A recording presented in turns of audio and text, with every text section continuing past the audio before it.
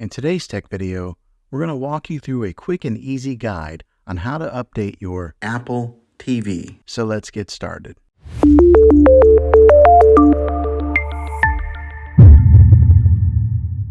Some might ask, why should you bother updating your smart TV? Well, updates often bring new features, fix bugs, and enhance overall experience. It's like giving your TV a little boost. Step 1. Settings. First, grab your remote and go to the Settings menu to get things started. Step 2. Navigate to Software Update. Look for Support, General, or About section in your TV settings. Here's where you'll find Software Update or something similar. The wording is different depending on the year of your TV. Step 3.